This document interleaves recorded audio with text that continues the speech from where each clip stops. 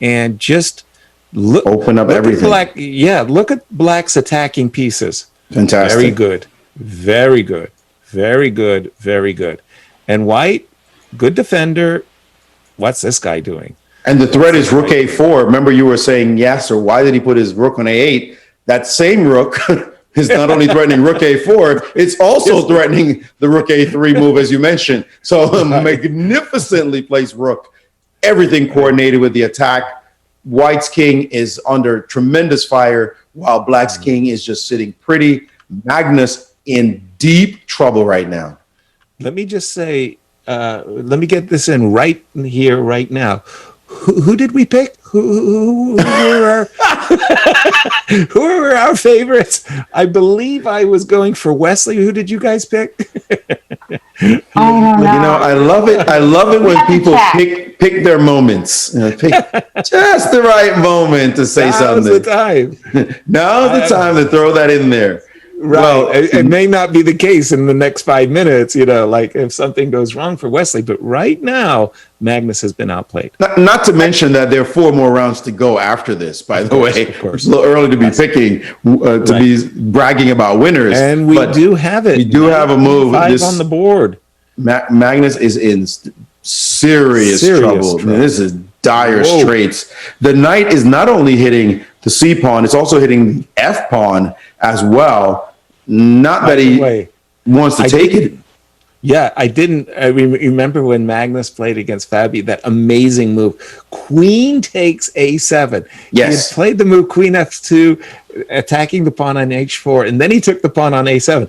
I'm playing Knight E5 to take the pawn on C4. But yes, Maurice, you're absolutely right. That F3 pawn's juicy too. Yeah. Oh, by the way. Yeah, by the way, because if Black gets that guy, he's got a passer that's got something to say. And by the way, they're going right for our line with Knight A4, and we looked at this move Knight C4. Honestly, I didn't see a move. I mean, I just don't see a move for Magnus right here after Knight takes C4.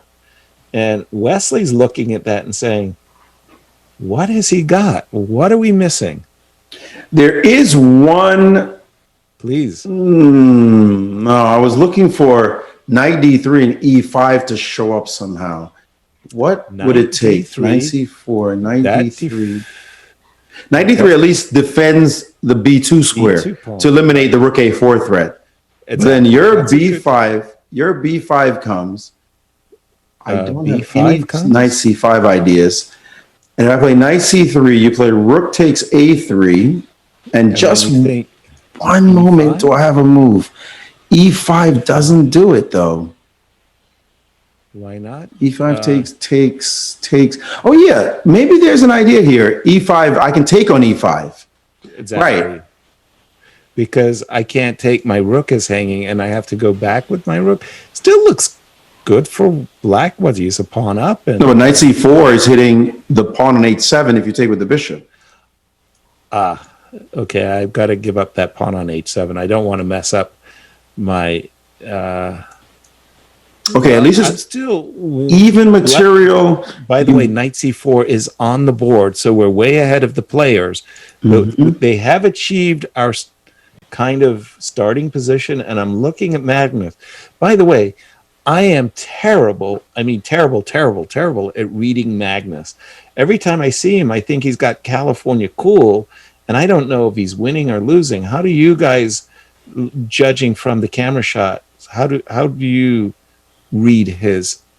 Typical Magnus. You're right. It's absolutely typical Magnus. That's just exactly how he usually is. And right now, we don't really know what he's feeling. Although we know what he's feeling, we don't see what he's feeling because he thinks this is terrible. Like, what am I going through right now? This position sucks. Right. But he's got to try to somehow survive it. And look at the move he's played. Rook to G1, an alternate defensive idea, which goes for takes and takes. But well, at least Rook A4. Oh, Rook A4. Rook A4, Rook G8. So that's the first step. Okay. But that seems artificial. Yeah, and your rook is even loose on that square. So, there's Queen D4, and then we're threatening the rook on G1, and we're also threatening like knight A3 picking up a pawn because of rook A4. Nice tactic, or even Good better, point. rook A4 straight off the bat, queen F4, knight D2, winning the queen. I'm sorry, that's what Jen, I really want. So after queen D4, you're probably going to be forced to play rook D1, right? Yes, I agree. I don't see any other option. Okay. And then, yeah. No, but the knight A4 doesn't. I mean, knight A3 doesn't really land. Yeah, that's not really what we want. That position. That's not what we want. Whoa, I love what Jen did. I love the queen D4 move. Because you mentioned the move B5, Maurice, but I didn't really like loosening up my king. But after the move queen E5, I'm still threatening rook A4, right? And if you play knight D3, then I've got the move I really wanted, which was queen B5, threatening knight A3 and the knight. That looks like... Okay, that's just knockout. That's a knockout. Yes. Let's not put that on the table. By the way, I should point out that Fabiano is just in really big trouble against Hikaru Nakamura. Well, we knew that. We knew that from before. True. He's down the exchange. And now it's evident. Yeah, he's down the exchange and with an initiative Nakamura has an extra exchange and the initiative. So could be a very bloody round, guys. As we would say, initiative and compensation. Oh, very, very, very big advantage there. Let's go back to the Wesley So game, guys, because my favorite has just played queen D4, the awesome move that you suggested, Jen. That, I mean, is an alternative to rook D1? I mean, I can give up the exchange, but that's just like, what? I don't have enough. Yeah, there. I still have a very strong knight. I think you have to play rook D1. I think rook D1's box. Do you see an alternative, Maurice, to after queen D4? This just looks terrible. And we do have rook D1, and we do have queen E5 instantly played, by the way, by Wesley. So again, the time control is 20 plus 10, right? Yeah, so 10-second increment. This is nasty. This is nasty. By the way, rook A4 got reintroduced. What about knight E3? Thanks for putting your rook on D1. I don't know if you mentioned that, yes, but I didn't. But knight E3, you're right. That's another threat showed up. Yeah, a straight up fork. And by the way, the knight needs the defense of the queen at the moment. The queen is the only thing protecting the knight. So when you play knight E3, you're kicking the queen away from the protection of the knight because the B3 square is actually protected as well. So knight E3 is not just winning an exchange; it's winning a whole piece. It's just you're saying you're winning everybody with this move, this monster knight E3 move.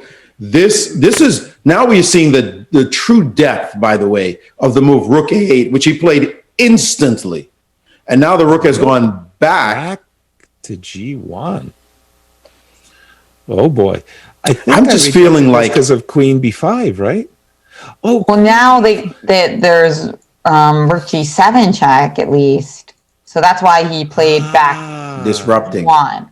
Yeah, okay. And then you'd have to play. You couldn't go back as a rook D8, so you'd have to come up to A6. No, then in that case, just play bishop F7. Yeah, this is his only tactic. Everything. Get the bishop. Just play bishop F7, right? Get the bishop off the square and.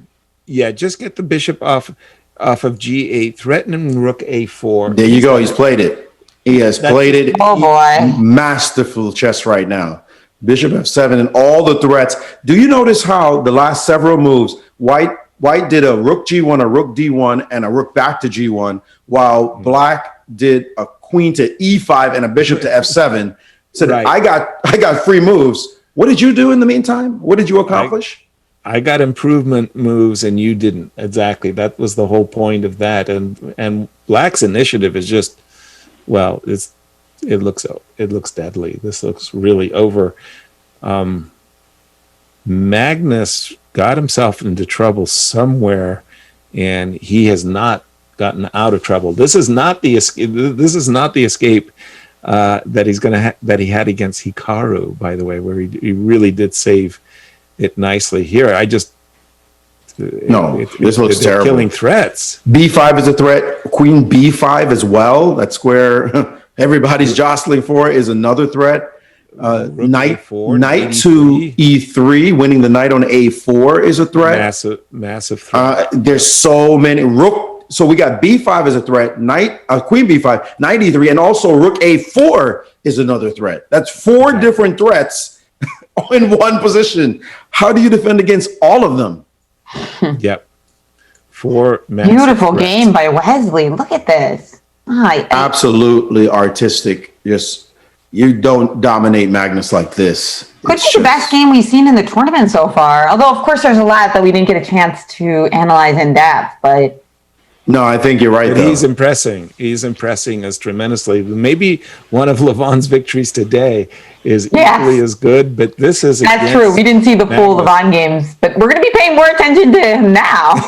I think he's going to get some love. Speaking of love, let me just check in on Lanier Dominguez, Gary Kasparov.